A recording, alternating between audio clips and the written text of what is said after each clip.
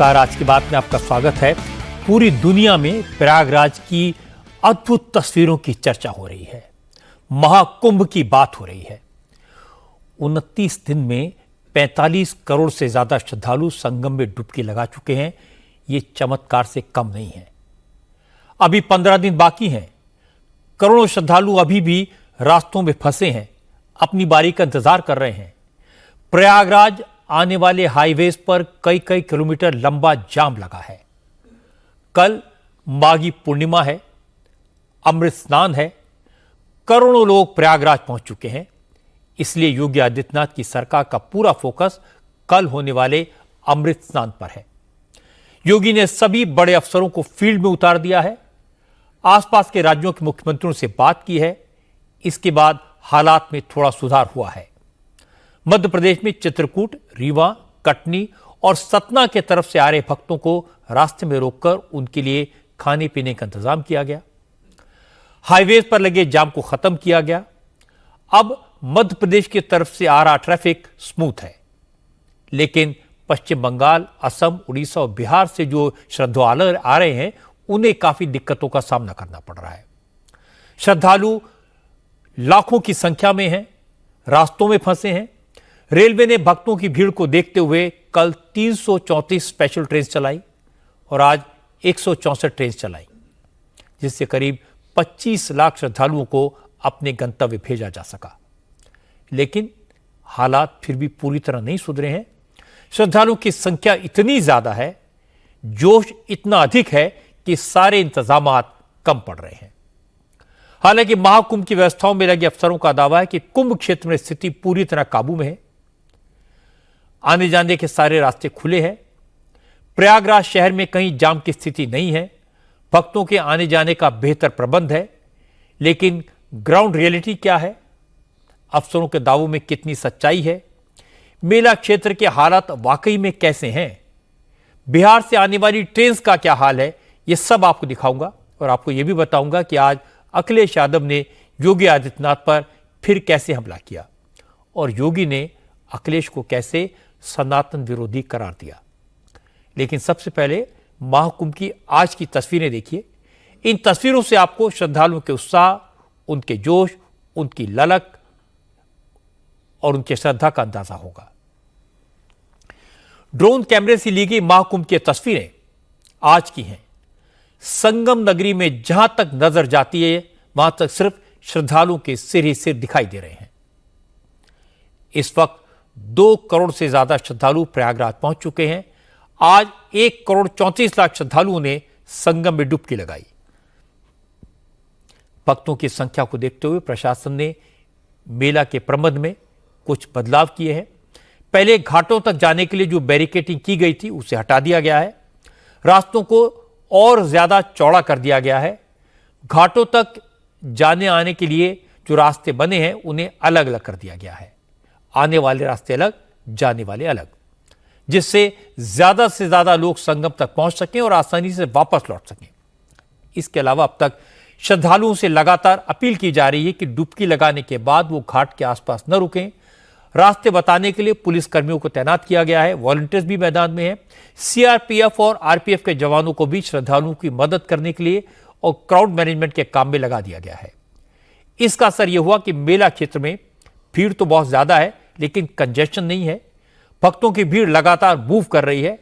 इसलिए लोगों को संगम तक पहुंचने में और डुबकी लगाकर वापस लौटने में दिक्कत नहीं हो रही।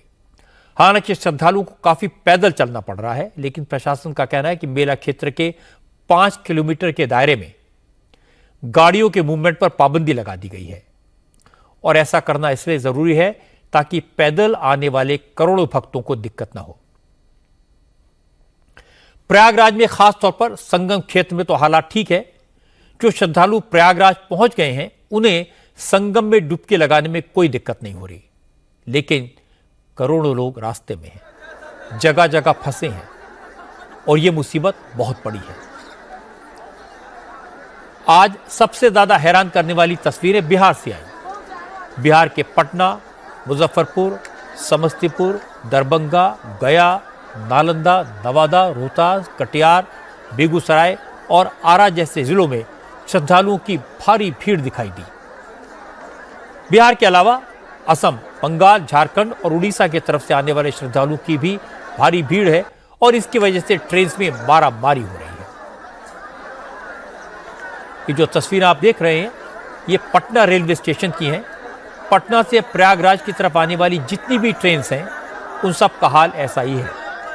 हालत ये हो गई है, अगर ट्रेन में घुसने की जगह नहीं मिल रही तो लोग दूसरी ट्रेन का इंतजार कर रहे हैं, लेकिन ये लोग घर लौटना नहीं चाहते।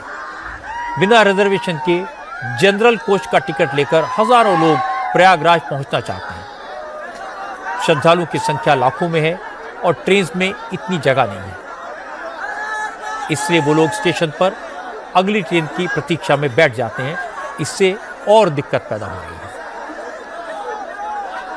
पटना रेलवे स्टेशन पर पैर रखने तक की जगह नहीं है। आप देखिए प्लेटफॉर्म की तस्वीर, यहाँ हर जगह दूर दूर तक सिर्फ और सिर्फ लोग नजर आ रहे हैं।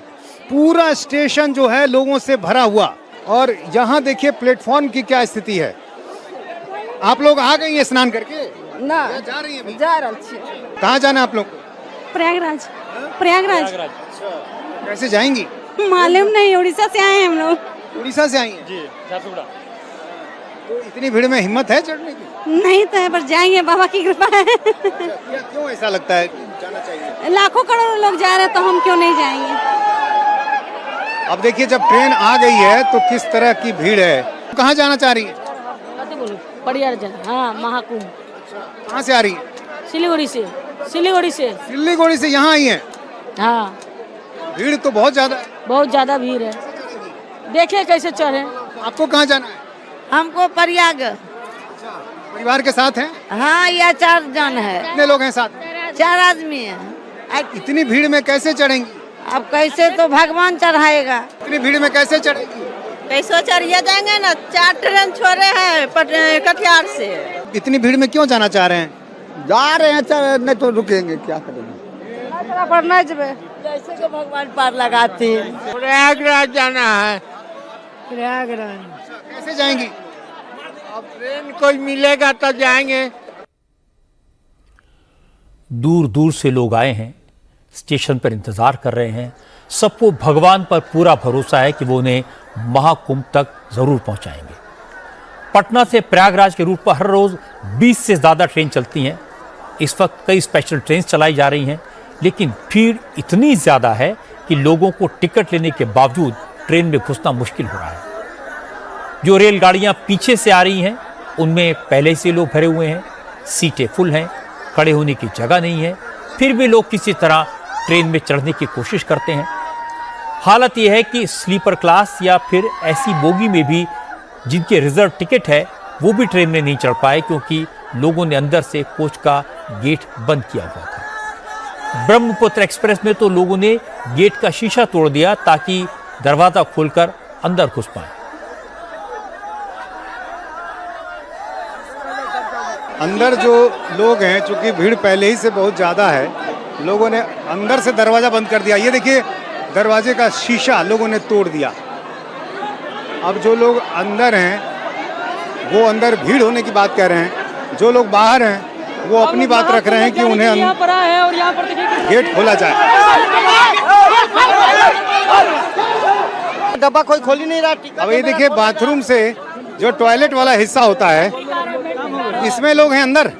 बोले तो बाथरूम से अंदर से दे रहे हैं, खाना पार्सल बताइए। हाँ, खाना पार्सल दे रहे हैं अंदर से। यहाँ से दे रहे हैं, ये गेट नहीं खुल रहा है। नहीं, टिकट है लेकिन खोलता नहीं। हमारा टिकट है, रिजर्व है। हाँ, टिकट है, लोगों ने बंद कर रखा है। हाँ, बंद कर रखा है। नहीं जा सके? नहीं जा सके, नहीं जा सके। नहीं। बहुत ज्यादा भीड़ है, गेट भी नहीं खुल रहा है, जिसका टिकट है वो भी बैठल है। समस्तीपुर में भी यही देखने को मिला। जब ट्रेन के कोच में दरवाजे से घुसना मुश्किल हुआ तो लोगों ने एसी कोच में विंडो का कांच तोड़ दिया और खिड़की के जरिए अंदर घुस गए। ये तस्वीरें स्वतंत्रता सेनानी सुपरफास्ट एक्सप्रेस की हैं, जो जयनगर से प्रयागराज होते हुए दिल्ली जा रही थी। जैसे ही ट्रेन प्लेटफॉर्म पर पहुंची तो धक्का मुक्की शुरू हो गई और इसके बाद तो हंगामा हो गया।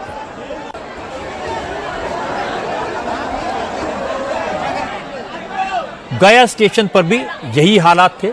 यहाँ माँ बोधी एक्सप्रेस में चढ़ने के लिए जब लोगों को जगह नहीं मिली तो किसी ने खिड़की को रास्ता बनाया तो कोई दरवाजे की रेलिंग पर पैर रखकर ऊपर चढ़ने लगा।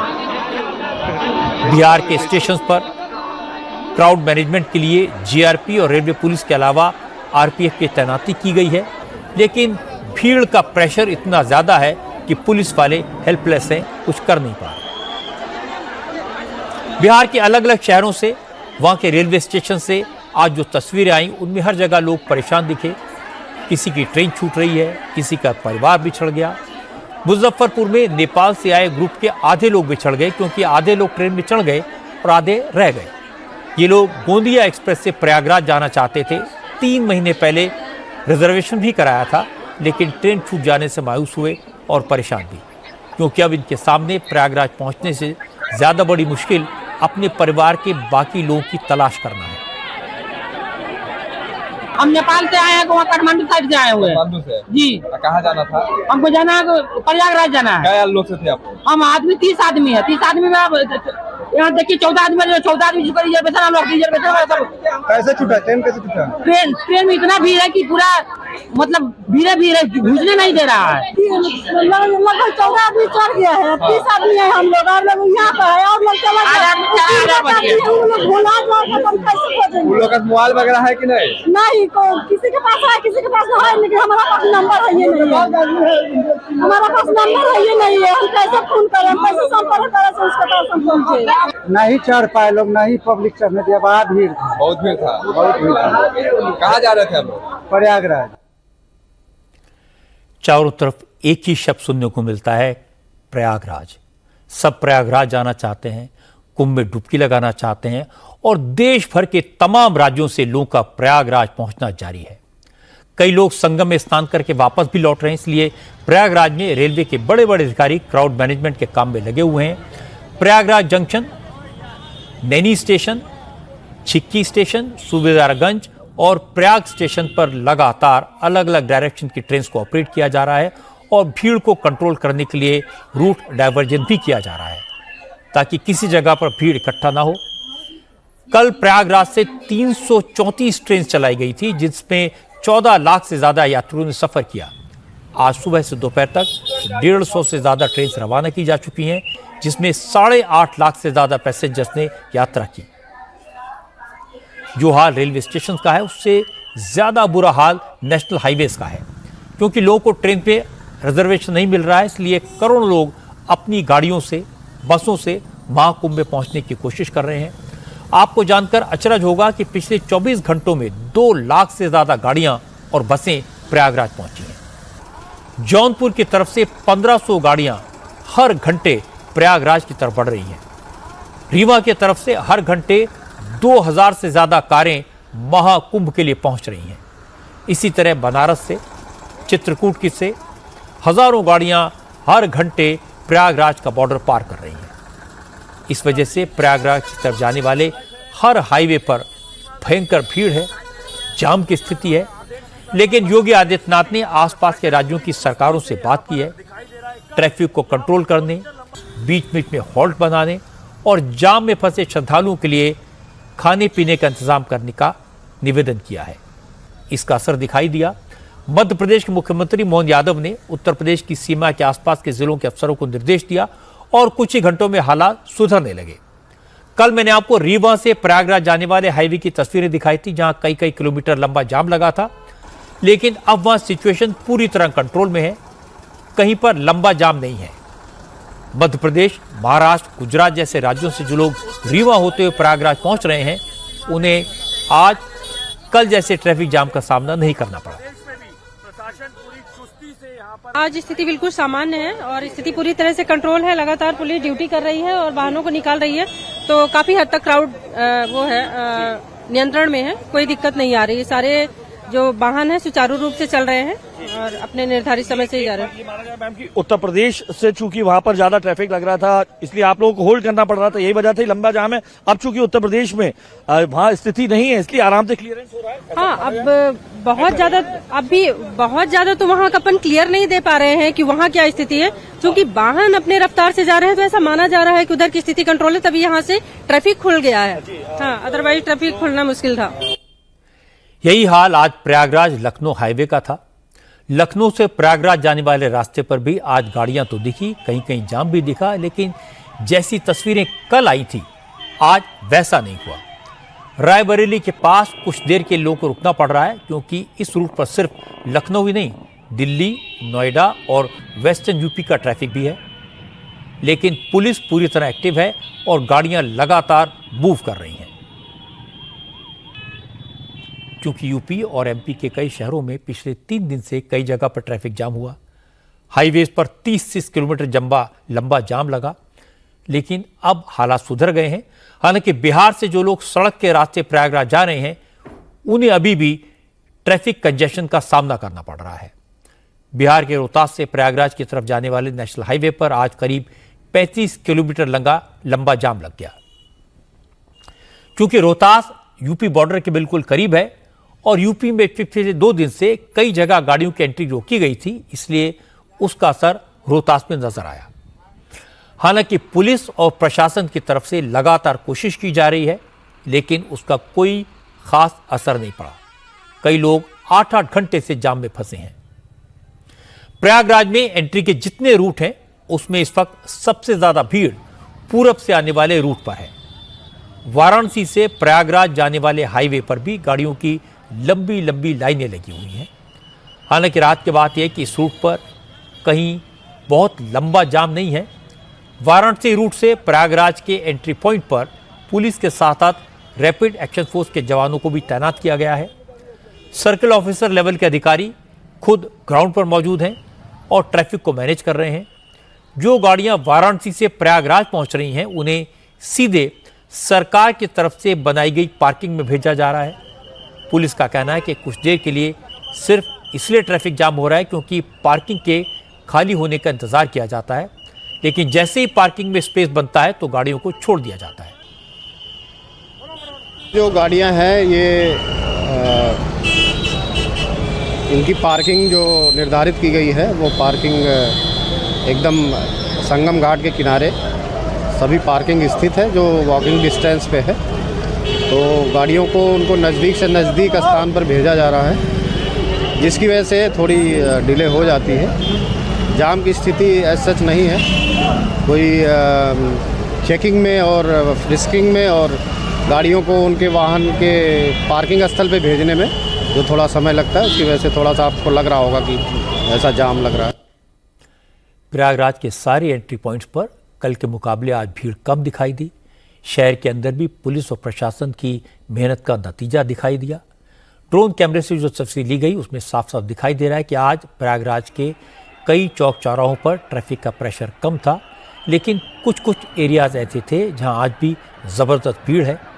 भीड़ से निपटने के लिए पुलिस का हैवी डिप्लॉयमेंट किया गया है। पुलिस के अधिकारी लाउडस्पीकर लेकर श्रद्धालुओं को गाइड कर रहे हैं कि संगम के लिए कैसे जाएं, और जो लोग संगम में स्नान कर चुके हैं वो किस रास्ते को पकड़कर वापसी करें। अयोध्या और काशी के लिए वाया मिर्जापुर होकर जाए, बढ़ते रहे, आगे बढ़ते रहे। अयोध्या काशी के लिए वाया मिर्जापुर होकर जाए। यूपी के मुख्यमंत्री योगी आदित्यनाथ खुद प्रयागराज और यूपी के दूसरे शहरों में ट्रैफिक व्यवस्था का अपडेट ले रहे हैं। कल देर रात योगी आदित्यनाथ ने बड़े बड़े अधिकारियों के साथ एक रिव्यू मीटिंग भी की। प्रयागराज, कौशाम्बी, कानपुर, सुल्तानपुर, अमेठी, वाराणसी, अयोध्या, मिर्जापुर, जौनपुर, प्रतापगढ़, लखनऊ और चित्रकूट जैसे जिलों के बड़े अफसरों से वीडियो कॉन्फ्रेंस के जरिए बात की। महाकुंभ में एडीएम और एसडीएम लेवल के 28 और अधिकारियों की ड्यूटी लगाई, जरूरी दिशा निर्देश दिए, लेकिन पिछले 2 दिन में ट्रैफिक जाम की जो तस्वीरें आई थी, उसको लेकर नाराजगी भी जाहिर की। योगी ने बड़े अफसरों से कहा कि चाहे छुट्टी का दिन हो या वीकेंड हो, सारे बड़े अधिकारी खुद फील्ड में उतरें और सारी व्यवस्था दुरुस्त करें। योगी ने जो कहा उसका असर दिखाई दिया। आज कई बड़े अधिकारी फील्ड पर मौजूद दिखाई दिए। प्रयागराज के पुलिस कमिश्नर तरुण गाबा ने खुद सारे इंतजाम का जायजा लिया। तरुण गाबा ने बताया कि लखनऊ, जौनपुर, प्रतापगढ़, चित्रकूट, रीवा, वाराणसी और कौशाम्बी से आने वाले सभी रास्तों पर ट्रैफिक व्यवस्था चाक चौबंद कर दी गई है। जो सिचुएशन एक दिन पहले थी, अब वैसा कुछ नहीं है, उसे दुरुस्त कर दिया गया है। जो श्रद्धालुगण यहाँ पर आए हैं, करोड़ों की संख्या में उन्होंने स्नान किया है। हमारे लिए ट्रैफिक ज़रूर एक चैलेंज रहा है और बीच में कुछ फेजेस में जैसे वीकेंड्स में भी बहुत भारी संख्या में वाहन का आगमन यहाँ पर हुआ था। उसको दृष्टिगत रखते हुए जो हमारा पुलिस बल यहाँ पर तैनात है, जो हमारे प्रशासनिक अधिकारी यहाँ पर तैनात हैं, अथक परिश्रम करते हुए उन्होंने जो भी सिचुएशंस आई उनको रिजॉल्व किया। अभी आप देखेंगे कि बहुत सुगम तरीके से यातायात यहाँ पे चल रहा है। जो वाहन आ रहे हैं विभिन्न मार्गों से, जो प्रयागराज जनपद में आ रहे हैं, सभी मार्गों पे यातायात सुचारू रूप से चल रहा है और शहर के अंदर भी जाम की स्थिति नहीं है। देखिए, हम लोग ANPR कैमरास भी इस्तेमाल कर रहे हैं, AI इनेबल्ड कैमरास भी इस्तेमाल कर रहे हैं। हम टोल से भी डेटा कलेक्ट कर रहे हैं कि कितने वाहन विभिन्न मार्गों से आ रहे हैं। आसपास के जो जनपद हैं उनके जो अधिकारी हैं उनसे हम निरंतर संवाद में हैं, जिससे हमें जानकारी रहती है कि किस डायरेक्शन से कितने वाहन का भी प्रेशर है। उस हिसाब से हम उन मार्गों पर व्यवस्था को और सुदृढ़ करते हैं और हमारा पूरा प्रयास रहता है सुचारू ट्रैफिक चलता रहे और श्रद्धालुगण एक सुखद अनुभव यहाँ पर ले सकें।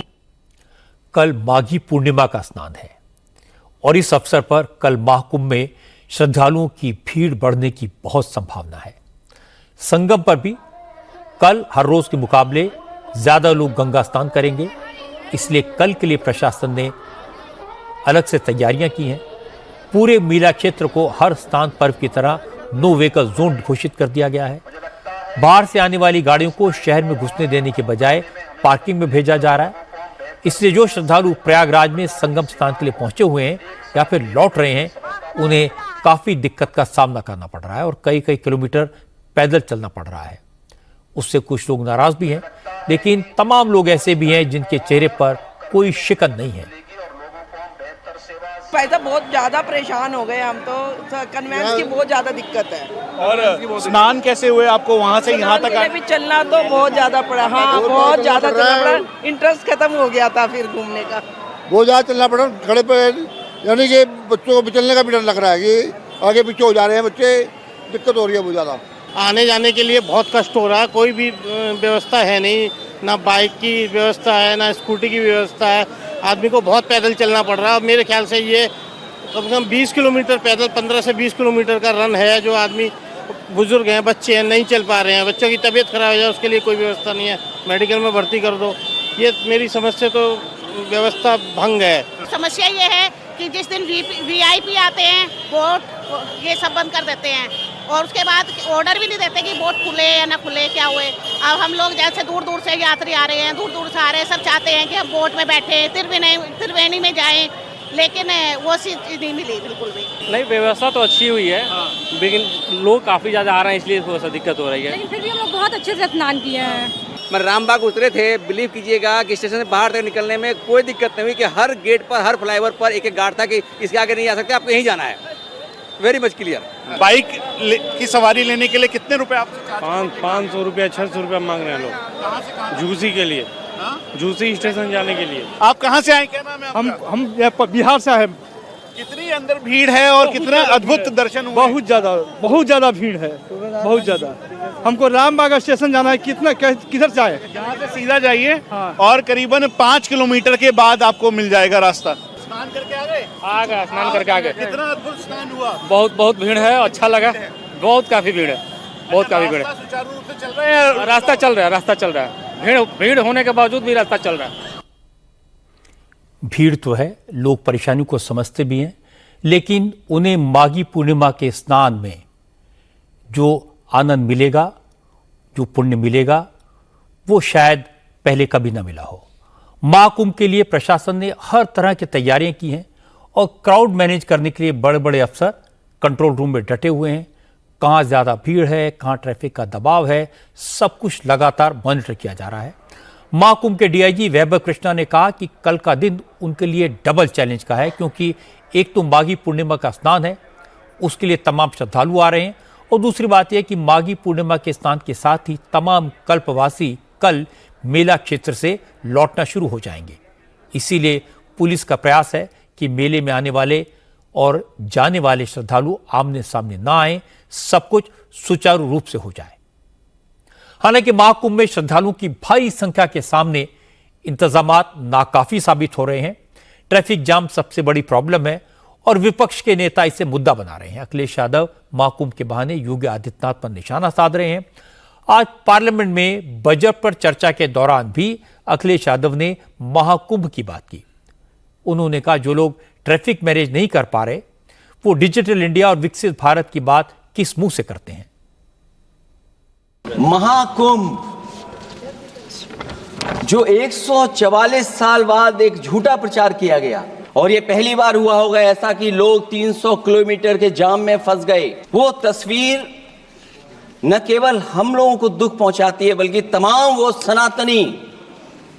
सनातन को स्वीकार करने वाले लोग, उनको दुख पहुंचाया होगा। इन्हीं के संगठन के लोगों को जब लगा कि वो व्यवस्था नहीं बना सकते तो इतने दिनों बाद इनके संगठन के लोगों की अपील है कि भारतीय जनता पार्टी के कार्यकर्ता बाहर आए और लोगों को सुविधा दें, परेशानी दें। ये बात तब सभापति आई है जब लोग दुख तकलीफ परेशानी की वजह से इनके खिलाफ चिल्लाने लगे, इनके खिलाफ बोलने लगे। सभापति महोदय, मैं ये पूछना चाहता हूं, जिस स्नान के लिए प्रधानमंत्री गए हो, देश के राष्ट्रपति गए हो, उपराष्ट्रपति गए हो, मंत्री गए हो, क्या यही विकसित भारत की तस्वीर होगी जिसमें आप ट्रैफिक मैनेज नहीं कर पा रहे हैं? आप हर शहर में ये कहा गया कि कोई शहर से निकले नहीं, सब के सब वहीं पर रुक जाएं, आगे नहीं जा सकते, दर्शन नहीं कर सकते। और फिर चांद पर पहुंचने का क्या फायदा जब जमीन की समस्याएं न दिखती हों आपको। योगी आदित्यनाथ ने अखिलेश यादव को जवाब दिया। योगी ने कहा कि महाकुंभ में भक्तों का सैलाब सनातन की शक्ति का प्रमाण है। सरकार पूरी कोशिश कर रही है कि महाकुंभ में आने वाले श्रद्धालुओं की तकलीफ को कम किया जा सके, लेकिन कुछ सनातन विरोधी मौके की ताक में हैं, सनातन को अपमानित करने में लगे हैं। योगी ने कहा जो लोग खुद जीवन भर वीवीआईपी कल्चर में डूबे रहे, उनके मुंह से वीआईपी कल्चर की बात शोभा नहीं देती। जो लोग कर नहीं पाए, आज वे महाकुंभ के बारे में वही दुष्प्रचार करते हैं, कहते हैं साहब वीआईपी दर्शन हो रहे हैं। वीआईपी दर्शन क्या हो रहे हैं? कुंभ में तो हर व्यक्ति आएगा, वहां तो किसी के साथ कोई भेदभाव नहीं है, न जाति का भेद है, न पंथ का भेद है, न क्षेत्र का भेद है, न भाषा का भेद है। पूरा देश आ रहा है और 29 दिन में 45 करोड़ श्रद्धालु अब तक वहां स्नान कर चुका है। आप मुझे बताओ, भारत और चीन के बाद किसी देश के पास 45 करोड़ की आबादी निवास करती है क्या? और एक अस्थायी शहर में 45 करोड़ श्रद्धालु आकर के डुबकी लगा करके चला जाए तो इससे बड़ी बात और क्या हो सकती है। लेकिन जिनको नकारात्मकता फैलानी है, और नकारात्मकता फैलाने वाले कौन लोग हैं? ये नकारात्मकता फैलाने वाले वही लोग हैं जिन्होंने जीवन भर वीवीआईपी ट्रीटमेंट लिया है, सरकार की वीवीआईपी सुविधाओं का उपभोग किया है, और किया ही नहीं, आने वाली पीढ़ी के लिए भी एक रास्ता खोलने का प्रयास किया था उन्होंने कि वे तो ले ही ले, लेकिन उनकी आने वाली पीढ़ी भी इस सुविधा का उपभोग करे जैसे देश उनका बपोती हो। ये वही लोग हैं जो नकारात्मक पैदा करके भारत और सनातन धर्म के विरोध में अपने आप को सदैव उसके खिलाफ दुष्प्रचार करने में मशगूल रहते हैं। ये वही लोग हैं जो इस प्रकार का दुष्प्रचार कर रहे हैं। ये बात सही है कि 29 दिन में 45 करोड़ लोग संगम में डुबकी लगाकर चले जाएं, ये अपने आप में अकल्पनीय है। बहुत से लोग आजकल पूछते हैं कि शुरू में तो महाकुंभ में सब ठीक ठाक था, लोग प्रबंध की प्रशंसा कर रहे थे, अब क्या हो गया? शिकायत किस बात की है? तो पहली बात तो यह कि महाकुंभ मेला क्षेत्र में प्रबंध अभी भी ठीक ठाक है। वहां पुलिस भी है, क्राउड मैनेजमेंट भी है, लोगों के लिए खाने का इंतजाम भी है, बस थोड़ा सा पैदल ज्यादा चलना पड़ता है। लेकिन कुंभ मेला परिसर में ज्यादातर लोग आसानी से डुबकी लगा रहे हैं। बद इंतजामी की जो तस्वीरें आपको दिखाई पड़ रही हैं वो प्रयागराज जाने वाले रास्तों की हैं, रेलवे स्टेशन की हैं, बस स्टॉप्स की हैं। यहां भीड़ पर नियंत्रण करना मुश्किल हो गया क्योंकि इतनी बड़ी संख्या में लोग महाकुंभ में आएंगे, इसका अंदाजा अन्य राज्य सरकारों को नहीं था। अब तक ये होता था कि बसंत पंचमी के अमृत स्नान के बाद अखाड़ों के साधु संत और नागा साधु वापस चले जाते थे। श्रद्धालुओं की संख्या भी 1/4 रह जाती थी, लेकिन इस बार उल्टा हो रहा है। बसंत पंचमी के 2 दिन बाद अचानक श्रद्धालुओं की संख्या बढ़ गई। 4 गुना से ज्यादा श्रद्धालु प्रयागराज पहुंच गए और यह संख्या बढ़ती जा रही है, क्योंकि लोग टीवी पर देखते हैं, इंतजाम अच्छे हैं, थोड़ा बहुत पैदल चलना पड़ता है, लेकिन संगम में डुबकी लगाने के बाद सबकी थकान दूर हो जाती है। कल माघ पूर्णिमा के दिन एक बार फिर करोड़ों लोग डुबकी लगाने जाएंगे। इसलिए कल का दिन प्रशासन के लिए बहुत चैलेंजिंग है। कल माघ पूर्णिमा महीने का आखिरी दिन है। माघ में संगम स्नान का बहुत महत्व है, इसलिए माघी पूर्णिमा के दिन श्रद्धालुओं की संख्या और अधिक होगी, ये सब जानते हैं, और ये उत्तर प्रदेश की सरकार के लिए बहुत बड़ा चैलेंज होगा। लेकिन इसके बाद भी ये उम्मीद की जा रही है कि इतनी भीड़ नहीं होगी। धीरे धीरे श्रद्धालुओं की संख्या कम होती जाएगी। जो लोग महाकुंभ में जाना चाहते हैं, संगम में डुबकी लगाना चाहते हैं, मैं तो उनको यही सलाह दूंगा कि अभी 15 दिन और बाकी हैं। अगर थोड़े दिन बाद जाकर डुबकी लगाएंगे, थोड़े दिन बाद पुण्य कमाएंगे, तो परेशानी से बच जाएंगे। अब बात करते हैं राजनीति की। दिल्ली में आम आदमी पार्टी की करारी हाथ के आफ्टर इफेक्ट दिखाई देने लगे हैं। अरविंद केजरीवाल को अब पंजाब की टेंशन सताने लगी है। इसलिए आज केजरीवाल ने दिल्ली में पंजाब के चीफ मिनिस्टर भगवंत मान, उनके मंत्रिमंडल के सारे मेंबर्स और पार्टी के सभी विधायकों को तलब किया। कपूरथला हाउस में मीटिंग हुई।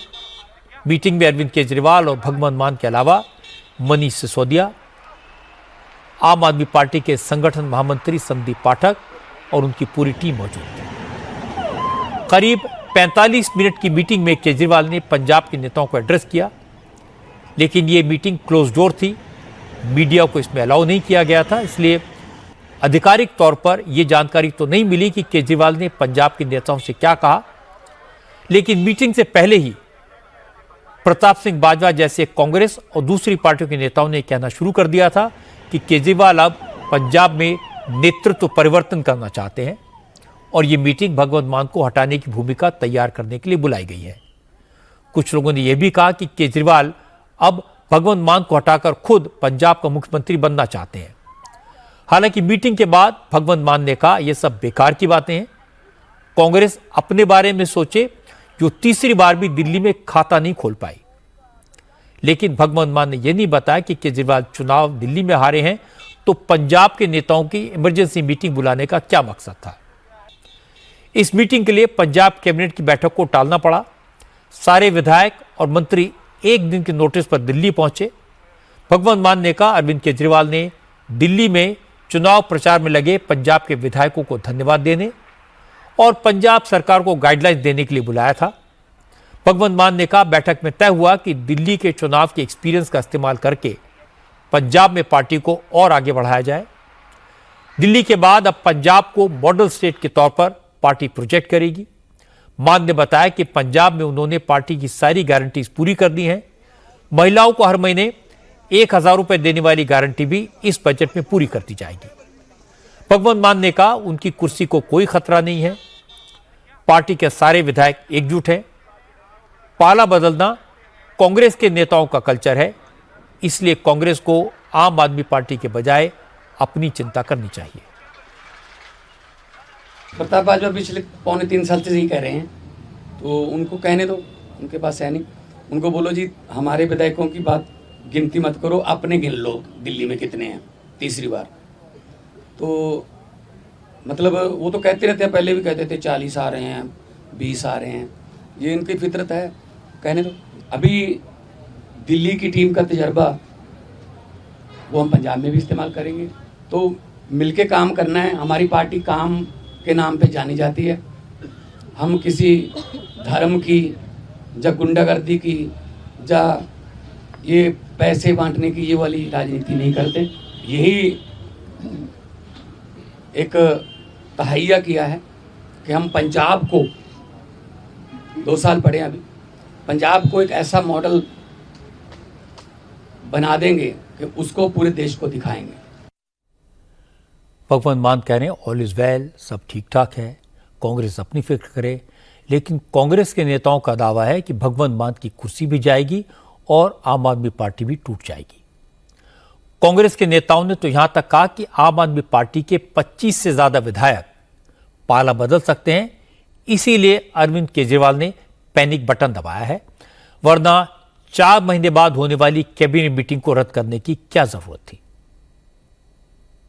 ठीक है, पार्टी है उनकी, वो बैठक करें, लेकिन हारे दिल्ली हैं तो विधायक पंजाब के बुला लें, इधर आके बैठिए, उसका क्या मतलब है। चर्चा में विषय यही है कि शायद केजरीवाल जी चाहते हैं मैं मुख्यमंत्री बन जाऊं, या कोई और तब्दीली चाहते हैं। पंजाब एक ऐसी स्टेट है, यहाँ समर्थ लोग बहुत है राजनीति में, तो यदि ये चाहेंगे भी वहां जाना तो मेरा ख्याल पंजाब ये बात बर्दाश्त नहीं करेगा। देखो, मैंने भी बात हुई है, ये 25-30 के करीब इन विधायक इनके टच में हैं। विधायक तो पहले इनका मन उठ चुका है।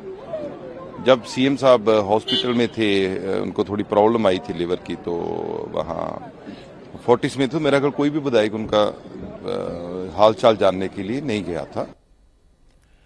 अब मैं आपको इस मामले में बीजेपी का पक्ष सुनवाता हूं। केंद्रीय मंत्री रवनीत सिंह बिट्टू ने बिल्कुल अलग बात कही। बिट्टू ने कहा कि भगवंत मान भी केजरीवाल के इरादे समझ रहे हैं, इसलिए आज उन्होंने ये दिखाने की कोशिश की कि पंजाब के विधायक और मंत्री उनके साथ हैं। मुख्यमंत्री बदलने के लिए मीटिंग बुलाई थी, और यहाँ पे मीटिंग क्या करनी थी, और मीटिंग, और कभी आपने आज तक, आज आपके मीडिया के फ्रेम लगे हुए थे सारे, कभी भगवंत मान के साथ आपने आज तक उसके कैबिनेट मंत्री, उसके प्रधान कभी देखा है? अकेला ही आदमी वो मीडिया के सामने अपनी बात कह के चला जाता था। लेकिन आज जो डंडे पड़े हैं केजरीवाल से, जो डर है, इधर 4 कैबिनेट मंत्री खड़े हैं, इधर प्रेसिडेंट खड़े हैं, एमएलए भी पीछे नजर आ रहे हैं। आदमी 3 साल से आप अगर एक भी फ्रेम मुझे दिखा देंगे भी, ये कभी गाड़ी में बिठाना, उसको हेलीकॉप्टर में बिठाना, ये तो बहुत दूर की बात है। कभी वीडियो फ्रेम में भी मंत्री कोई नहीं आए। आज इतना समूह बना था और सब इर्द गिर्द कैबिनेट मंत्री और प्रधान छाती ठोक के खड़े थे भाई, अब मान साहब पिंजरे में आ गए। तो ये आज एक फोटो से देख के, फोटो फ्रेम से पता चलता है भी आम आदमी पार्टी के अंदर पंजाब में क्या होने जा रहा है।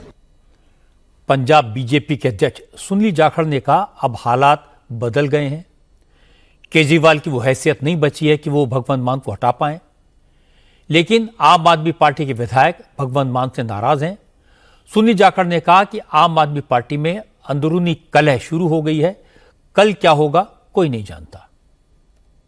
सिर्फ केजरीवाल साहब ये दिखाना चाहते थे भगवंत मान को कि अभी मैं बॉस हूं, जो अब मुझे लगता नहीं कि उनको लोग कोई बॉस मानने को तैयार हैं। आज मुझे लगता है कि वहां पे काफी सख्त दवाई पिलाई गई है, कड़वे दवाई भगवंत मान जी को पिलाई गई है। आज जब मीडिया से बात कर रहे थे भगवंत मान जी, तो उनके सुर ताल आपस में मिल नहीं रहे थे। उन्होंने हिमाकत की है क्योंकि वो भी कमजोरी भांप रहे हैं, और यही मौका भांप के भगवंत मान जी आज ये दुस्साहस कर रहे हैं कहने का कि या तो पंजाब के अंदर केजरीवाल साहब के अपॉइंटी जो हैं वैभव जी, आजकल he is the de facto chief minister in Punjab, तो उसको लेके अब रस्साकसी चलिए, रस्साकसी आपस में। केजरीवाल साहब अपनी खोई हुई जमीन पंजाब में ढूंढ रहे हैं, भगवंत मान जी अपनी कुर्सी को चिपके हुए बैठे हैं। ना तो केजरीवाल साहब भगवंत मान जी को बदलने की आज हैसियत रखते हैं, ना ही भगवंत मान जी की ऐसी कोई पकड़ अपने एमएलए के अंदर है कि वो अपनी कुर्सी बचा पाए। ये गिरेंगे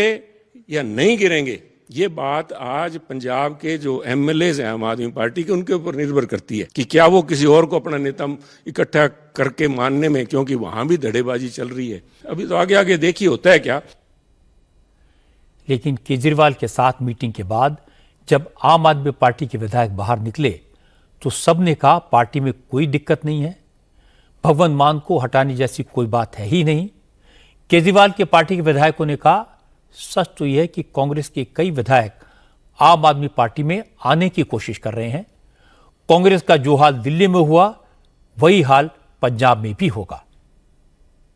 हमारे सुप्रीमो अरविंद केजरीवाल जी ने हमारे को सबको बोला है भी आगे से सेवा और पार्टी को और मजबूती के लिए पंजाब के अंदर घर घर के अंदर जाकर लोगों की सेवा करो। उनके जो 12-14 हैं वो हमारे संपर्क में हैं, भी हमारे को ले जाओ 27 में हम आपकी पार्टी में आना चाहते हैं। अच्छा, कुछ नेतृत्व परिवर्तन की बात हुई है कि सीएम को हटाया जाए, किसी और को सीएम बनाया जाए? बिल्कुल नहीं, वो सरदार भगवंत सिंह मान जमीन से जुड़कर मुख्यमंत्री के पद के ऊपर पहुंचे हैं, उनको ना कोई हटाने का है ना हटेंगे।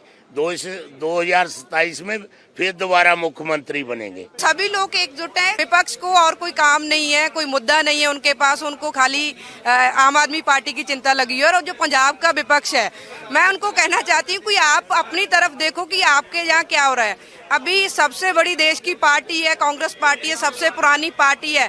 दिल्ली में अब तक उन्होंने अपना खाता भी नहीं खोल सके। सारी पार्टी बहुत हाई स्पिरिट्स में है, स्पेशली अरविंद जी बहुत हाई स्पिरिट्स में है। अरविंद जी ने स्पेसिफिकली जैसे हमें बोला, आप अपनी अपनी विधानसभा में जाइए, जो काम होने वाले हैं करवाइए। और भी बोला गया, वैसे हमारे पास उनके नंबर्स भी हैं कि जो भी आपका कोई इशू है वो डायरेक्टली आप हमसे डिस्कस कर सकते हैं, मान साहब से डिस्कस कर सकते हो। ये पहले भी ऐसे ही चल रहा है। बहुत सारे काम ऐसे हैं आम आदमी पार्टी के जो पिछले 3 साल में हमने किए हैं, जो 70 साल में नहीं हुआ था। किसी को यह गलतफहमी नहीं होनी चाहिए कि दिल्ली के चुनाव में हार के बाद केजरीवाल की पकड़ कमजोर हो जाएगी। ये बात बेमानी है कि अब आम आदमी पार्टी केजरीवाल के काबू से बाहर हो जाएगी। ये सोचना भी गलत है कि केजरीवाल को पार्टी का कोई नेता आंख दिखाएगा। जो पार्टियां एक पर्सनैलिटी पर डिपेंड करती हैं, एक नेता को सर्वे सर्वा मानती हैं, उनमें चुनाव हारने से कोई फर्क नहीं पड़ता। बार बार चुनाव हारने के बाद भी न तो राहुल गांधी का और न ही अखिलेश यादव का अपनी पार्टी पर कंट्रोल कम हुआ। केजरीवाल को एक टेम्परेरी सेटबैक जरूर लगा है, पर वो चतुर चालाक हैं। अभी भी पंजाब जैसे बड़े राज्य की सरकार उनके पास है। कांग्रेस वहां तोड़फोड़ की कोशिश करेगी, लेकिन भगवंत मान को चुनौती देना इतना आसान नहीं है। आम आदमी पार्टी के पास पंजाब में 92 सीटों की जबरदस्त मेजॉरिटी है। इसे हिलाने के लिए इनमें से 2/3 एमएलएस को तोड़ना होगा, जो फिलहाल संभव नहीं लगता। दिल्ली में केजरीवाल की हार और कांग्रेस से तकरार का असर बंगाल में भी दिखाई दिया। ममता बनर्जी ने आज क्लियर कर दिया कि वो कांग्रेस के चक्कर में नहीं पड़ेंगी, किसी के साथ कोई अलायंस नहीं करेंगी, पश्चिम बंगाल में अकेले ही लड़ेंगी। हालांकि ममता बनर्जी ने लोकसभा चुनाव भी अकेले ही लड़ा था, लेकिन दिल्ली में कांग्रेस और केजरीवाल का हाल देखने के बाद ममता ने अपनी पार्टी के कार्यकर्ताओं को असेंबली इलेक्शन से 1 साल पहले साफ साफ बता दिया, किसी कंफ्यूजन में न रहें। 2026 में वो किसी के साथ गठबंधन नहीं करेंगी, अकेले चुनाव लड़ने की तैयारी की जाए। ममता बनर्जी की सरकार में मंत्री शशि पांजा ने कहा, ममता बनर्जी अकेली ऐसी नेता हैं जिन्होंने बीजेपी को 1 बार नहीं 3-3 बार हराया है, इसलिए ममता को किसी की मदद की जरूरत नहीं है, ममता अकेले ही काफी हैं। हम लोग को किसी के संग झगड़ा करने की जरूरत नहीं है। पॉलिटिकल स्ट्रेटेजी या पॉलिटिकल दिशा हर दल अपना ठीक कर सकता है, और तृणमूल कांग्रेस की चेयरपर्सन ने तय किया है कि 2026 में अकेले ही तृणमूल कांग्रेस ये लड़ाई लड़ेगी। ममता बनर्जी बंगाल में अकेले चुनाव लड़ेंगी, इसमें तो कोई नई बात नहीं है। पिछला चुनाव भी ममता ने अकेले लड़ा था, कांग्रेस और सीपीएम उनके खिलाफ लड़े थे। सवाल है कि ममता बनर्जी ने आज यह ऐलान क्यों किया। असल में ममता का निशाना कांग्रेस पर है। दिल्ली में कांग्रेस को 0 मिला तो ममता ने मौके पर चौका मारा, बता दिया कि वो बीजेपी का मुकाबला कर सकती हैं। उन्होंने बीजेपी को 3-3 बार हराया है और कांग्रेस इस काम में बार बार फेल हुई है। अब ममता का मैसेज क्लियर है, विरोधी दलों का जो भी मोर्चा बने उसकी कमान ममता के हाथ में होनी चाहिए, वरना ऐसे अलायंस का कोई मतलब नहीं है। प्रधानमंत्री नरेंद्र मोदी ने आज कहा कि दुनिया को आर्टिफिशियल इंटेलिजेंस का फायदा उठाने के साथ साथ इसके खतरों के प्रति भी सावधान रहना होगा। आज मोदी ने पेरिस में आर्टिफिशियल इंटेलिजेंस पर ग्लोबल समिट को को होस्ट किया। एआई पर इस ग्लोबल समिट का आयोजन फ्रांस कर रहा है। फ्रांस के प्रेसिडेंट मैक्रोन ने प्रधानमंत्री मोदी को भी इस ग्लोबल समिट को को होस्ट करने के लिए इनवाइट किया था। आज पेरिस के ग्रैंड पैलेस में इस शिखर सम्मेलन का मैक्रो और मोदी ने मिलकर उद्घाटन किया। इस सम्मेलन में अमेरिका, चीन, European union, Australia, Japan, Canada और ब्रिटेन जैसे तमाम बड़े देश हिस्सा ले रहे हैं। 2 दिन के इस एआई समिट में दुनिया की बड़ी बड़ी टेक्नोलॉजी कंपनियां भी शामिल हो रही हैं। सम्मेलन के दौरान आर्टिफिशियल इंटेलिजेंस से दुनिया को होने वाले फायदों पर विस्तार से चर्चा होगी और इसके खतरों के बारे में भी दुनिया भर के एक्सपर्ट्स एनालिसिस करेंगे। इस मौके पर प्रधानमंत्री मोदी ने कहा, आर्टिफिशियल इंटेलिजेंस में अपार संभावनाएं हैं, इससे मानवता का बहुत भला होगा, लेकिन इसके तमाम नेगेटिव इफेक्ट भी हैं, जिनमें नेचुरल रिसोर्सेज का बहुत अधिक इस्तेमाल और इस टेक्नोलॉजी के मिसयूज की आशंकाएं शामिल हैं।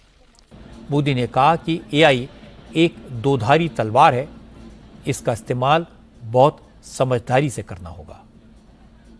While the positive potential of AI is absolutely amazing, there are many biases that we need to think carefully about. We must address concerns related to cybersecurity, disinformation, and deepfakes. And we must also ensure that technology is rooted in local ecosystems for it to be effective and useful. Loss of jobs is AI's most feared disruption.